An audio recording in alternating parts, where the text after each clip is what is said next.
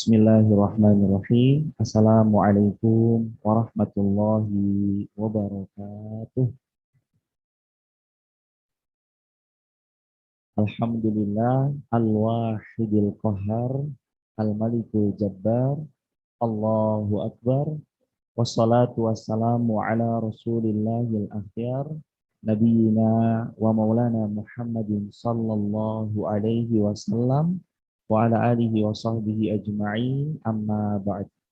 A'udzu billahi minasyaitonir rajim. Bismillahirrahmanirrahim. Allahu waliyul ladzina amanu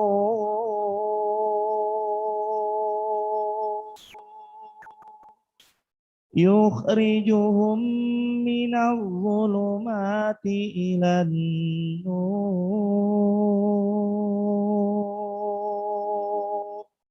walladzina kafaru awliya'uhumut taghut yukhrijunahum minan nuri ila dhulumat ulaika ashabun nar hum fiha khalidun. Al-ayah. Hadirin sekalian yang dirahmati Allah, ayahanda, ibunda, alim ulama, cerih pandai, tokoh masyarakat, yang besar tak dihimbau gelar, yang kecil tak disebut nama. Mudah-mudahan kita semua masuk surga tanpa hisab, istiqomah sampai kita wafat husnul khatimah. Segala puji milik Allah, Allah yang telah mempertemukan kita di masjid tercinta, Masjid Al-Arqam. Allah yang meringankan langkah kaki kita, Allah yang memudahkan roda tiap-tiap kendaraan kita berputar. Semoga dengannya Allah berikan ganjaran terbaiknya dan diizinkan kita semuanya selalu istiqomah sampai diwafatkan Allah husnul khatimah. Kedua kalinya, sholawat juga bertangkaikan salam teruntuk baginda Rasulullah Muhammad sallallahu alaihi wasallam. Allahumma salli wa sallim wazid wa an'im wa barik alaih. Hadirin sekalian yang dirahmati Allah Subhanahu wa taala, hari ini kalau Allah menolong kita, kita akan bawakan sebuah tema yang judulnya adalah kebahagiaan sebelum kebahagiaan. Tapi seperti biasa, saya ngajak diri saya dan hadirin sekalian, mari jamaah kembali kita tajdidun niyah, perbaharui niat kita. Luruskan niat kita. Yang tadi datang hanya sekedar formalitas karena diajak teman, gak enakan, sungkan, ewoh terkewoh. Yang tadinya lil konco berubah menjadi lillahi ta'ala. Yang tadinya ibtigha'a mardatin nas, mencari keridhaannya manusia, diganti jadi ibtigha'a mardatillah, mencari ridhonya Allah. Gak mungkin ada di antara kita bisa hadir ke tempat ini karena kecuali Allah yang memungkinkan. Makanya luruskan niat, bulatkan tekad, hadir ya kita di majelis ilmu hanya berharap kepada wajah Allah Azza wa Jalla. Tema kita kebahagiaan sebelum kebahagiaan. Boleh ditampilkan? Mas, mohon izin boleh ditampilkan?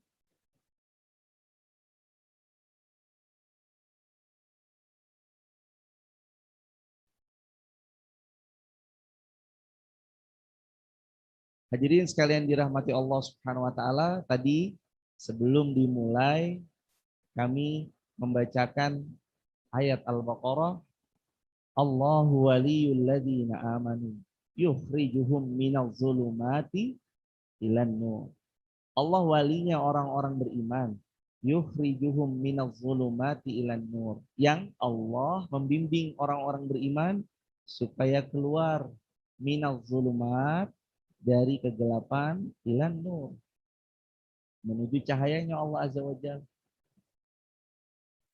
Ini jamaah yang dirahmati Allah, tadi bicara tentang perihal niat. Amalan kecil, powerfulnya bisa berubah menjadi besar. Selain daripada Allah bimbing kita minal zulumati ilan nur, karena Allah nolong kita.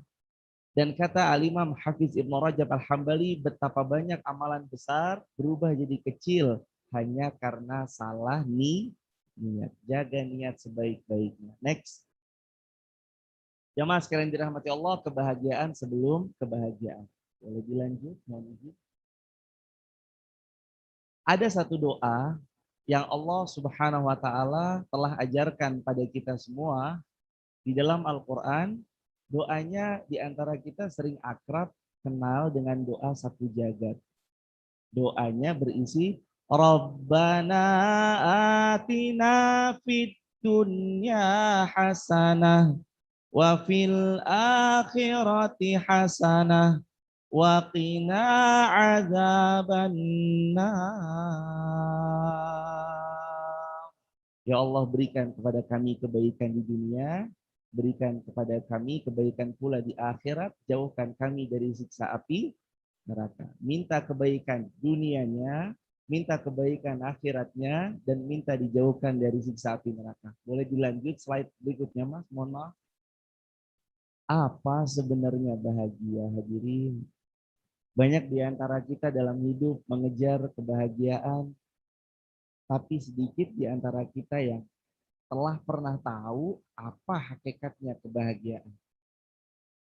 Kalau hadirin baca sebagaimana yang dituliskan, kebahagiaan seperti apa yang kita cari selama ini?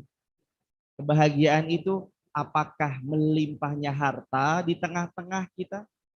Apakah dengan banyaknya nominal angka di rekening kita? Ataukah banyaknya saldo di tabungan kita? Apa kebahagiaan yang kita cari? Apakah dengan melimpahnya harta? Ternyata boleh di next. Kalau bicara melimpahnya harta, Mesir itu punya satu nama yang sangat ternama, bahkan dua nama yang sangat ternama.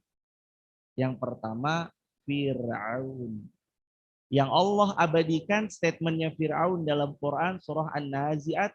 Faqala ana rabbukumul a'la. Aku Tuhanmu yang maha tinggi. Karena pada zaman itu nggak ada bangunan yang lebih tinggi kecuali bangunan piramida yang ada di gambar ini. Ini dibangun kurang lebih bersama 100.000 orang manusia.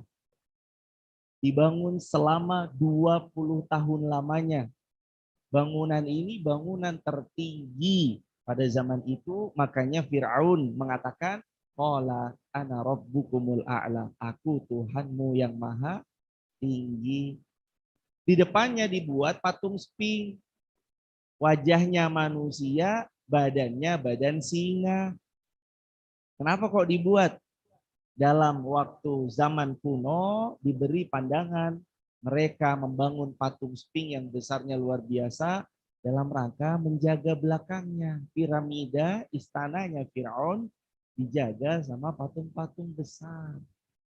Tapi apakah Firaun yang ngaku Tuhan lantas bahagia? Firaun yang banyak hartanya lantas bahagia? Firaun yang kemudian banyak rakyatnya, banyak prajuritnya kemudian bahagia? Jawabannya tidak. Ternyata bahkan Firaun tidak bahagia. Boleh di next? Ada zaman-zaman juga sezaman dengan Firaun. Namanya Korun. Ini terkenal di Indonesia. Kalau kita lagi gali-gali tanah, dapat harta, disebut hartanya Korun, harta karun. Berapa banyak harta yang Korun miliki? Disebutkan dalam Quran surah Al-Qasas. Korun itu kunci peti emasnya dibawa oleh puluhan orang. Baru kuncinya, belum petinya. Kalau kuncinya aja dipikul puluhan orang, laki-laki yang besar, laki-laki yang kuat, lagi gagah, gimana dengan hartanya? Apakah Korun kemudian bahagia? Jawabannya tidak. Lantas apa kebahagiaan sebelum kebahagiaan yang sejati? Boleh di next berikutnya, Mas? Ini gambaran ya jemaah. Fakhasyafna bihi, bahwa Allah bilang, apakah Korun bahagia? Allah jawab, dia tidak bahagia, bahkan Allah benamkan Korun ke dalam bumi beserta harta-harta yang selama ini dia banggakan. Dibenamkan sama Allah Korun. Boleh di next? Bahkan Nabi SAW pernah mengatakan, saking hadirnya orang-orang yang nggak sholat, dengan ancaman Nabi begitu didekatkannya kepada Firaun, Korun, dan yang lain. Kata Nabi SAW, siapa yang tidak menunaikan sholat, enggan dia untuk sholat, malas dia untuk sholat, kelak besok ia akan dibangkitkan bersama Firaun dan Korun. Satu golongan hadirin. Wala'iyahudillah. Boleh di next? Jamaah yang dirahmati Allah, apa kebahagiaan sebelum kebahagiaan? Ada seorang khalifah. Khalifah ini memimpin 2 tahun 137 hari. Jadi cuma memimpin 2 tahun 4 bulan setengah kira-kira. Nama beliau adalah Umar bin Abdul Aziz. Jadi beliau ini cicitnya Umar bin Khattab. Umar bin Khattab pernah satu ketika sedang sidak, Umar bin Khattab mendengar ada percakapan antara seorang ibu dan anak yang mereka punya bisnisnya menjual susu. Kata sang ibu pada anak, nak campur aja susu kita dengan air biasa supaya kita dapat untung lebih banyak. Kata anaknya, jangan mah. Bagaimana kalau Amirul Mukminin Umar bin Khattab tahu bahwa ini susu yang kita jual tidak lagi murni tapi oplosan? Kata mamahnya, nah nggak apa-apa dioplos. Umar bin Khattab tidak tahu. Padahal Umar lagi bisik-bisik mendengarkan dari balik dinding rumah daripada penjual susu itu.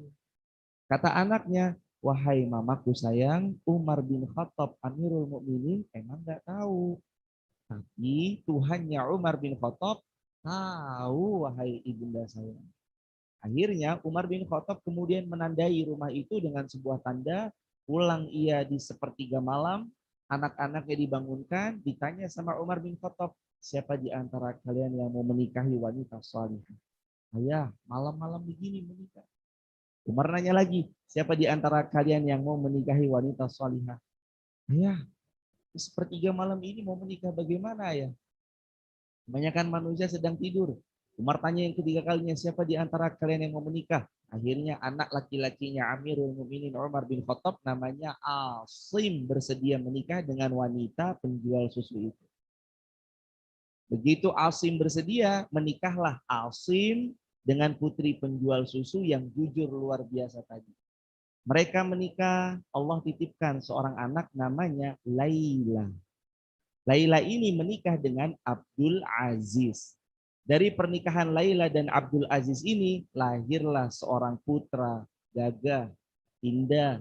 Beliau bernama Umar bin Abdul Aziz. Jadi Umar bin Abdul Aziz ini siapanya Umar bin Khattab? Cicitnya Sayyidina Umar bin Khattab radhiyallahu anhu. Boleh di next? Cicitnya. Cicitnya. Jadi Umar bin Abdul Aziz itu anaknya Laila. Laila putrinya Asim. Asim anaknya Umar bin Khattab. Jadi cicitnya Umar bin Khattab. Karena Lailanya ibunya Umar bin Abdul Aziz adalah cucunya Umar bin Khattab. Umar bin Abdul Aziz ini jamaah memimpin 2 tahun 137 hari. Tapi namanya sampai sekarang masih terus terngiang-ngiang di telinga kaum muslimin. Bahkan ada sejarawan bilang Khulafaur Rasyidin atau Khulafaur Rasyidun yang kelima. Siapa Khulafaur Rasyidun yang kelima? Banyak sejarawan, pakar-pakar sejarah. Ini Khulafaur Rasyidun yang kelima. Adilnya bukan main. Kalau malam beliau ibadah kepada Allah, kalau pagi beliau melayani umat. Hatinya lembutnya luar biasa, mata beliau mudah menangis. Amirul Mukminin Umar bin Abdul Aziz.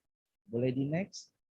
Jamaah yang dirahmati Allah, satu ketika Umar bin Abdul Aziz kedatangan seorang tamu ke rumah beliau.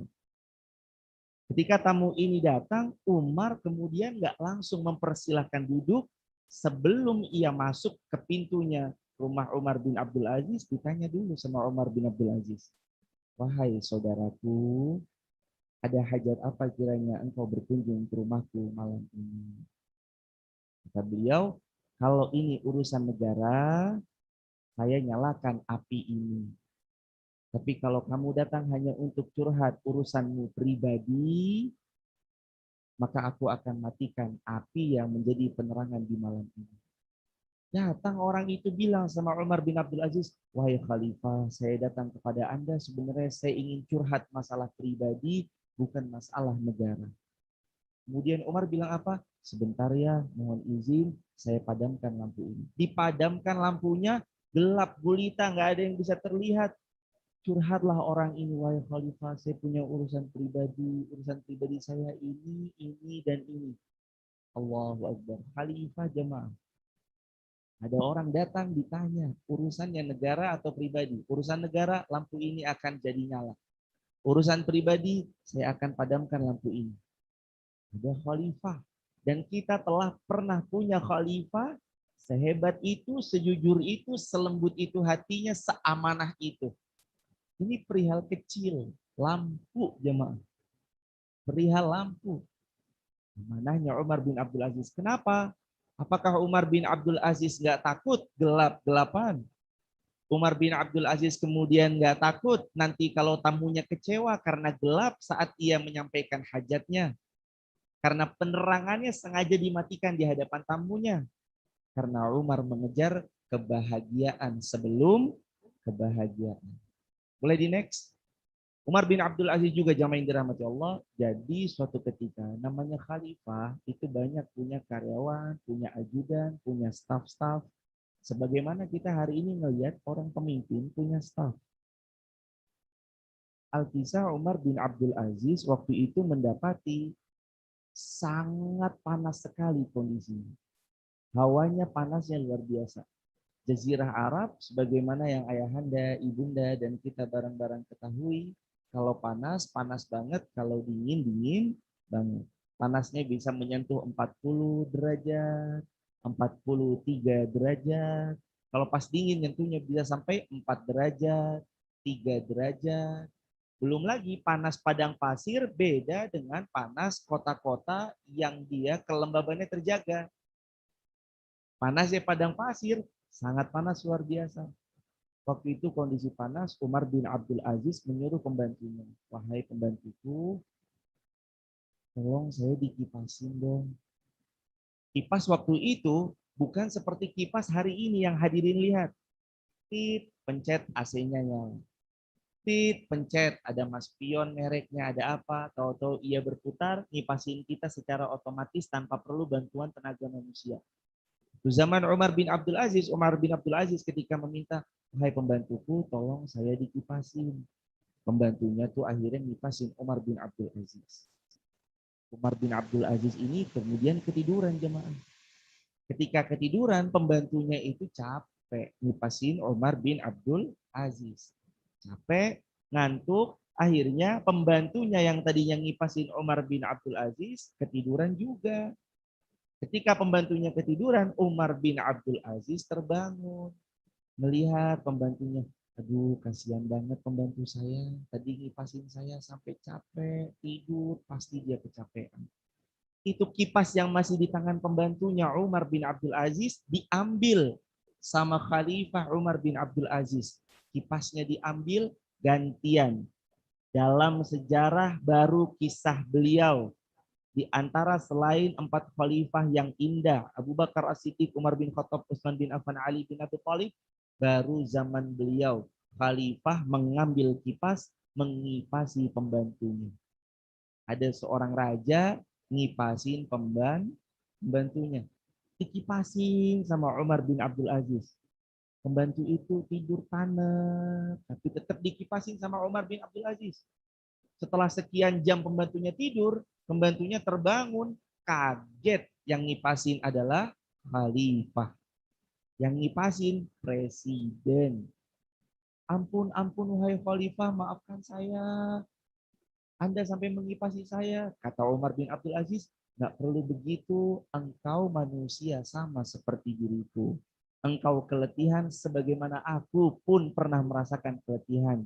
Maka izinkan aku pun juga ingin beramal soleh, mengipasi engkau yang sedang keletihan hingga engkau tertidur sebagaimana engkau mengipasi diriku sampai aku tertidur. Allahu Akbar. Ini khalifah jemaah. Terjaga betul luar biasa kedekatannya sama pembantu. Terkenal orangnya egaliter. Apa itu egaliter? Menganggap semuanya itu sama.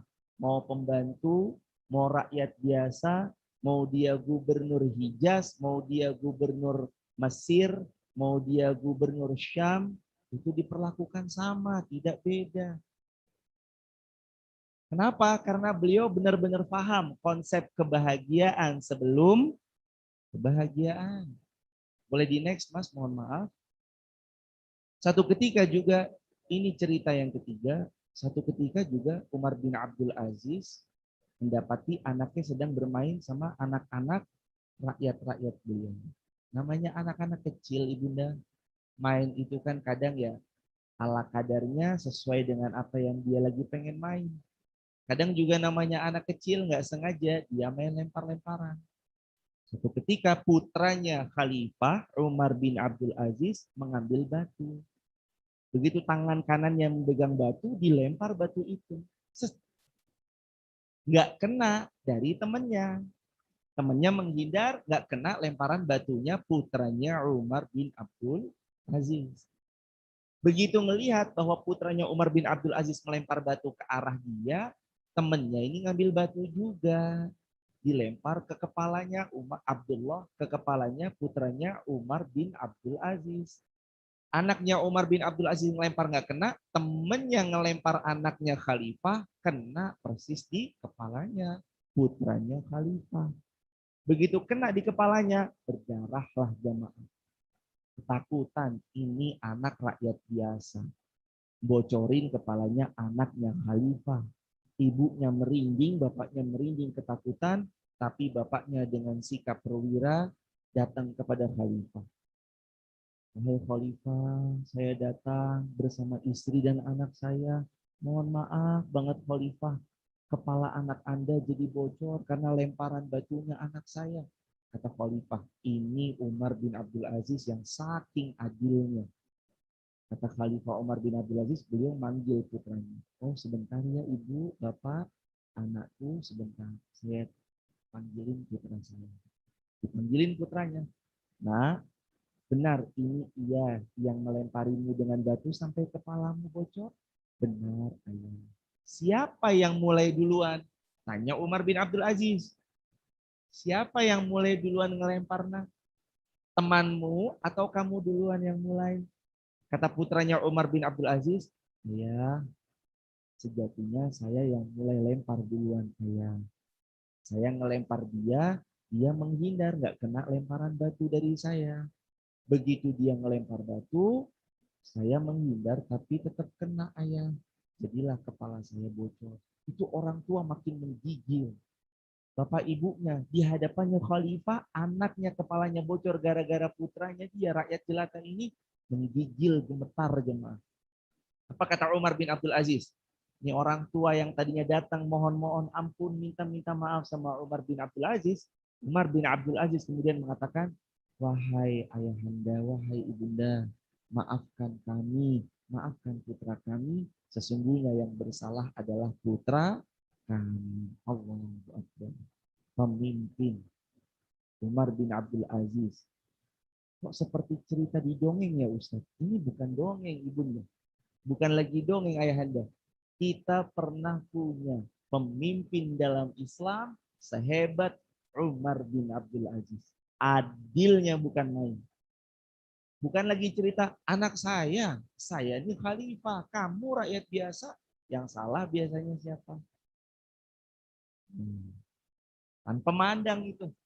Yang penting kamu rakyat biasa, saya pemimpinnya, kadang nggak mandang. Ya udah, yang penting kamu salah karena saya yang punya kuasa. Tapi beda zamannya Umar bin Abdul Aziz. Adilnya luar biasa. Boleh di next slide-nya. Adalah Umar bin Abdul Aziz juga pernah jamaah. Ini cerita yang keempat. Umar bin Abdul Aziz pernah dibawain parcel hadiah yang banyak berisikan fakihah. Fakihah itu kumpulan buah-buahan yang buah-buahan ini dibawa oleh orang ke hadapan Amirul Mukminin Umar bin Abdul Aziz. Buah ini dibawa ke hadapan Umar bin Abdul Aziz, terus kemudian dibilang sama beliau, wahai khalifah, terima ini hadiah parcel berisi buah-buahan dari saya. Apa kata Umar bin Abdul Aziz? Enggak, buah ini silahkan bawa lagi pulang ya. Orang itu bingung, kok buah ini dibawa pulang? Akhirnya ditanya sama orang itu yang hendak ngasih hadiah sama khalifah. Wahai khalifah, Rasulullah kan dulu menerima hadiah. Kenapa Anda sekarang nggak mau menerima hadiah? Kata Umar bin Abdul Aziz begini jemaah. Iya, karena dulu zaman Rasulullah Shallallahu Alaihi Wasallam orang memberi hadiah pada Rasulullah nggak punya kepentingan. Orang ngasih hadiah kepada Rasulullah murni ingin memberi hadiah pada Rasulullah. Orang memberi hadiah pada Rasulullah karena saking mencintai baginda Rasulullah Shallallahu Alaihi Wasallam. Tapi kalau kamu memberi hadiah kepadaku ada maksud tertentu. Kemudian hari kemungkinan engkau akan ungkit-ungkit kembali. Ternyata benar jamaah feelingnya khalifah. Orang yang ngasih hadiah ini orang yang ingin dalam tanda kutip menyuap Khalifah Umar bin Abdul Aziz supaya proyeknya lancar. Kata Khalifah, kembalikan. Bawa pulang buah ini, sesungguhnya saya takut kepada Allah Subhanahu wa taala. Dibawa pulang lagi jemaah. Karena takut. Hari-hari ini berapa banyak di antara kita yang kurang care terhadap hal ini. Dia bekerja di satu instansi, disuruh belikan pengadaan alat laptop 10 unit, dibelikan laptop 10 unit, diamplopi. Izin ini amplop ya. Buat siapa? Buat jenengan. Alhamdulillah. Katanya apa? Rezeki anak. Padahal kalau dia nggak kerja di instansi itu yang nyuruh dia pengadaan pembelian komputer atau laptop 10 unit, kira-kira bakal diamplopin nggak? Nggak bakal diamplopin jemaah. Dia dapat amplop itu karena dia pembelian 10 unit. Terus gimana Ustadz? Jadi yuk, memiliki kebahagiaan sebelum kebahagiaan sebagaimana Umar bin Abdul Aziz. Ada perihal yang dekat dengan rishwah, suap menyuap, kembalikan. Atau kalau enggak, kembalikan pada perusahaan.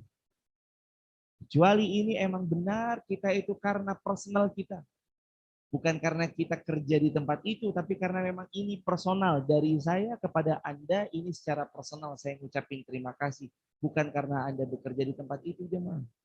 Saking hati-hatinya betul Khalifah Umar bin Abdul Aziz. Ada cerita berikutnya, boleh di next. Khalifah, waktu beliau memimpin 2 tahun, 137 hari, semua masyarakat kaum muslimin pada waktu itu yang bertugas menggembala domba heran jemaah. Menyaksikan sebuah fenomena yang dahsyat luar biasa, sistem pemerintahan yang adil mensejahterakan rakyatnya, ada kejadian unik. Waktu ribuan gembalaan domba dibawa ke padang rumput yang luas, datang seekor serigala. Tapi serigala ini beda jemaah. Waktu sebelum Khalifah Umar bin Abdul Aziz memimpin, biasa serigala berburu seekor domba. Zaman Khalifah Umar bin Abdul Aziz memimpin, ada fenomena yang nggak biasa. Serigala yang datang itu tidak sama sekali memburu seekor domba dari ribuan domba yang digembala. Besoknya dibawa ke padang yang rumput yang luas, dibawa lagi. Tidak lagi kemudian serigala itu memburu domba. Kecuali mereka hidup rukun, akur, berdampingan. Jalan bareng. Serigala jalan bareng bersama domba. Padahal biasanya ini saling memangsa. Datang laporan, sekian gerombolan orang-orang yang kemudian punya tugas menggembala domba, datang ke kantor khalifah, datang ke rumahnya khalifah. Ya khalifah, bagaimana rakyat-rakyatku? Saya melihat fenomena. Setelah Anda memimpin wahai khalifah, fenomena yang unik. Apa fenomenanya? Tidak lagi seekor domba memangsa serigala, tidak lagi seekor serigala memangsa domba, kecuali serigala dan domba hidup rukun berdampingan. Sama sekali serigala tidak memangsa domba. Apa kata Khalifah? Kata Khalifah, sesungguhnya kami adalah seorang hamba yang berusaha memperbaiki hubungan kami dengan Allah, makanya Allah memperbaiki hubungan antara sesama kami, bahkan Allah memperbaiki antara hubungan serigala dengan domba-domba yang kalian gembalakan. Allah Akbar. Diperbaiki jemaah. Ini bukan lagi hal dongeng-dongeng yang kita lihat semata, tapi fakta sejarah di lapangan. Umar bin Abdul Aziz paginya melayani umat, malamnya jadi seorang abid ibadah kepada Allah, hatinya lembut membaca Al-Quran sedikit-sedikit mudah menangis, sampai-sampai Allah perbaiki juga hubungan rakyatnya, bahkan hubungan antara hewan, makhluk-makhluk yang Umar bin Abdul Aziz pimpin. Kenapa jemaah? Kok ada pemimpin sehebat itu? Kita pernah punya dalam sejarah. Cicitnya Amirul Mukminin Umar bin Khattab. Dari mana jemaah? Dari mana datangnya pemimpin sehebat ini? Dari mana datangnya kesadaran keadilan sebagai seorang pemimpin? Dari mana datangnya seseorang itu kuat menahan riswah, suap-suap yang datang? Padahal hari ini kita tahu betapa mudahnya orang itu menggelontorkan dana untuk suap dan diterima. Datangnya seorang pemimpin yang hebat seperti beliau, karena beliau paham betul konsep kebahagiaan sebelum kebahagiaan. Boleh di next slide-nya, Mas? Ada dalam Al-Quran satu kalimat yang tidak ada kalimat pengulangan, kecuali hanya satu kalimat itu. Kan kalau ibunda ayahanda tahu, fabi ayyi ala'i rabbikuma tukadziban, diulang sebanyak 31 kali di Quran surah Ar-Rahman. Ada juga pengulangan-pengulangan daripada sebagian ayat-ayat yang lain. Itu ada dalam Al-Quran. Tapi tentang sa'adah cuma satu ayat dalam Al-Quran. Apa itu sa'adah atau sa'adu? Sa'adah itu artinya adalah kebahagiaan, kegembiraan. Cuma ada satu. Nggak ada lagi di ayat yang lain, nggak ada lagi di surat yang lain, kecuali Quran surah 11, surah Hud, ayat yang ke-108. A'udzubillahi minasyaitonirrajim. Bismillahirrahmanirrahim. Wa ammal ladzina su'idu fa fil jannah. Su'idu, sa'adah, kebahagiaan. Cuma ada satu di ayat ini. Dalam Al-Quran yang 114 surah, cuma ada satu di ayat ini aja. Allah bilang kebahagiaan itu apa? Wa ammal ladzina su'idu fa fil jannah. Dan adapun orang-orang yang berbahagia itu ketika kakinya menginjak surganya Allah Subhanahu wa taala. Jadi kebahagiaan sebelum kebahagiaan itu apa? Kebahagiaan pertama, kebahagiaan orang yang beramal solih di dunia. Sebelum kebahagiaan yang kedua itu apa? Kebahagiaan yang sejati adalah surganya Allah Subhanahu wa taala. Bapak, Ibu, ada seseorang korupsi dana rakyatnya 17 miliar. Dia mampu membeli daripada rumah yang mewah, dia mampu membeli daripada motor yang megah, dan dia mampu membeli daripada mobil-mobil yang sangat prima. Dengan uang hasil korupsi dana rakyatnya 17 miliar. Pertanyaan saya, apakah hidupnya akan berbahagia ketika semua kemegahan, kemewahan, mobil, rumah, motor, semua aset-aset yang nilainya miliaran berhasil dia miliki? Tidak akan bahagia. Dia cuma berhasil mengumpulkan uang, tapi dia nggak berhasil jadi orang baik. Dia hanya berhasil mengumpulkan uang sebanyak-banyaknya, tapi dia nggak berhasil beramal salih. Padahal boleh di next slide berikutnya. Padahal kita tahu Allah berfirman, Man amila salihan Man amila salihan min zakarin aw unsa wa huwa mu'min. Siapa yang beramal salih, baik laki-laki maupun perempuan, wa huwa mu'min, dan dia orang beriman. Falanuhyiyannahu hayatan thayyibah. Kami anugerahkan kehidupan yang penuh kebahagiaan. Jadi sumber bahagia di dunia sebelum kebahagiaan di surga, kuncinya satu. Man amila salihan. Barang siapa yang dia beramal salih. Orang berhasil menipu orang lain, dia hanya berhasil meraup keuntungan dengan cara culas. Tapi dia nggak berhasil meraih kebahagiaan. Tenang nggak hidupnya orang yang nipu orang? Nggak tenang. Tenang nggak hidupnya orang yang zalim sama orang? Nggak tenang. Tenang nggak hidupnya orang yang menculasi, mencurangi, menzalimi, mengambil haknya orang lain, mengambil haknya harta orang lain dengan cara batil? Nggak tenang. Nggak ada yang bisa dibilang tenang. Orang-orang yang mengambil hartanya orang lain dengan cara yang culas, kecuali pasti hidupnya penuh penderitaan. Kebahagiaan sebelum kebahagiaan. Apa kebahagiaan yang pertama? Kebahagiaan di dunia yang didapat dengan banyak-banyak beramal saleh.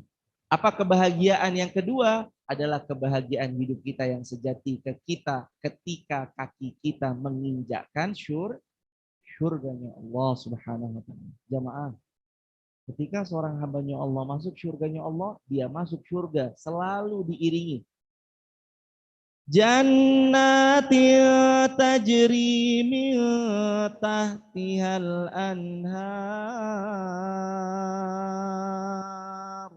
khalidina fiha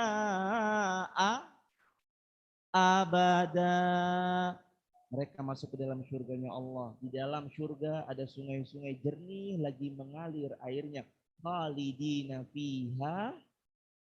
Mereka masuk ke dalam surga selama-lamanya, kekal di dalamnya, dan tidak akan pernah merasakan penderitaan sedikit. Jamaah yang dirahmati Allah Subhanahu wa taala, bukan kita masuk surga 1000 tahun. Bukan kita masuk surga 1.000.000 tahun. Bukan kita masuk surga 1 miliar tahun. Karena kalau ada angka, pasti ada batasan. Tapi Allah berfirman, khalidina fiha abada. Selama-lamanya. Pun sebaliknya. Wala'iyadzubillah, kalau kita masuk neraka ya selama-lamanya juga jemaah. Bukan 1000 tahun, bukan 1.000.000 tahun, bukan 1 miliar tahun. Orang-orang masuk ke dalam nerakanya Allah, khalidina fiha abada. Juga selama-lamanya. Umur kita sebentar, meskipun nggak ada yang tahu ya hadirin di antara kita siapa yang akan berpulang duluan ke pangkuan Allah. Tapi vonisnya dari Allah sama. Jamaah datang berobat ke rumah sakit, di ronsen, karena rujukan dokternya nyaranin ronsen. Di ronsen ternyata ada penyakit dalam. Dokternya bilang, ibu, boleh kami berbicara dengan suami ibu? Oh ya baik, kenapa tuh Pak Dokter? Enggak apa-apa. Silahkan Bapak duduk di sebelah sini, Ibu duduk di sebelah sini. Bapak, Ibu, dengan berat hati kami harus sampaikan bahwa hasil daripada ronsennya, Ibu ini memiliki penyakit dalam yang berdasarkan pengalaman saya selama sekian puluh tahun di dunia medis, umur Ibu tidak lagi lama. Kira-kira berapa Pak Dokter? Kira-kira umur Ibu 1 tahunan lagi. Kira-kira divonis dokter 1 tahun lagi, semangat beramal soleh nggak? Makin semangat. Itu dokter manusia. Manusia bisa benar, bisa salah. Kadang kita semangat banget karena ini dokter yang bilang. Loh kenapa kok kita malah melupakan ayat Al-Quran? Al-Quran surah Ali Imran ayat 185. Kullu nafsin dha'iqatul maut.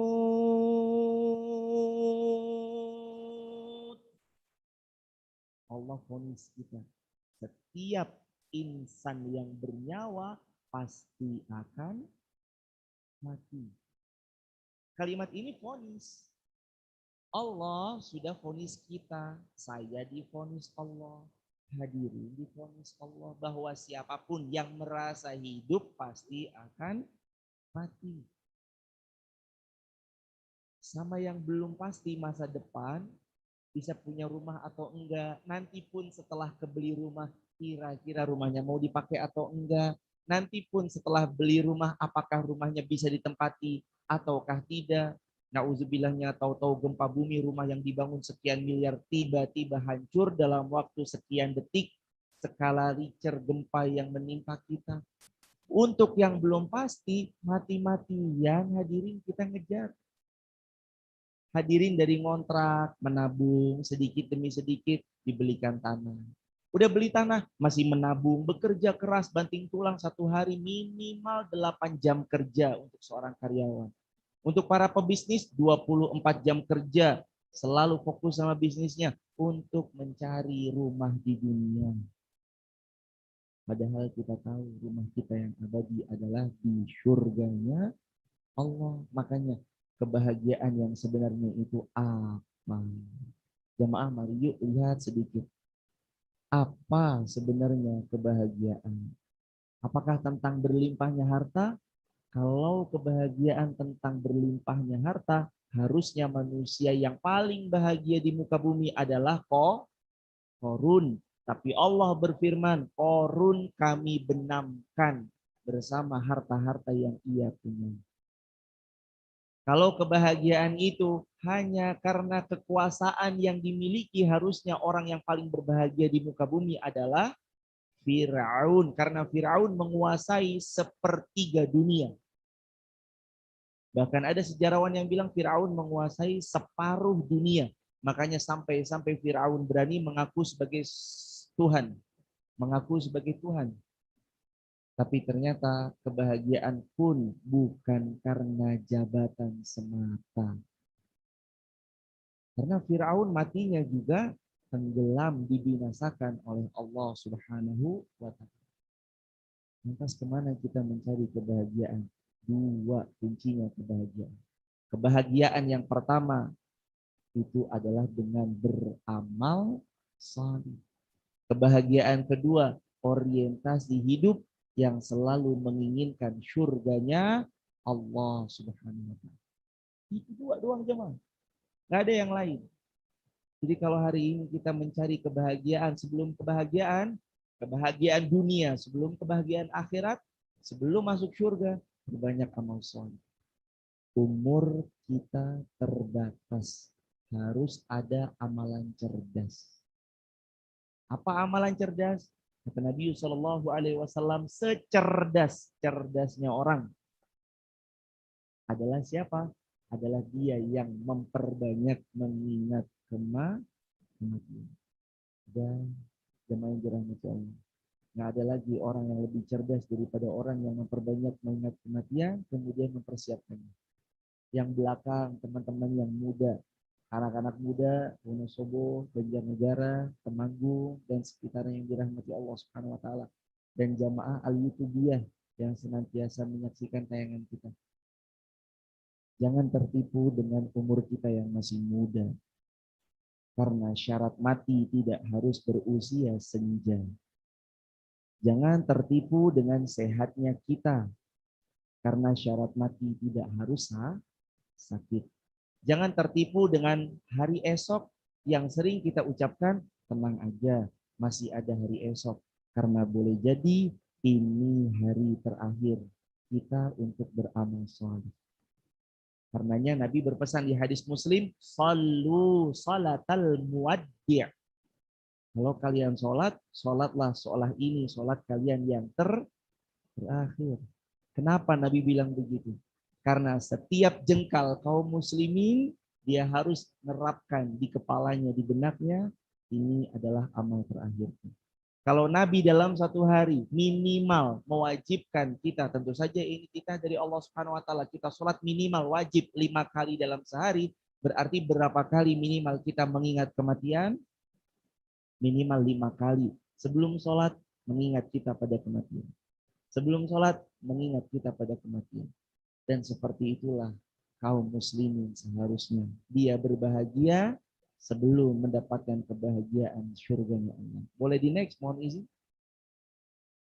Juga bahagia bukan sebesar berapanya gaji yang kita punya, tapi tentang berkahnya hidup. Barokah ziyadatul khair. Apa itu berkah? Bertambahnya kebaikan.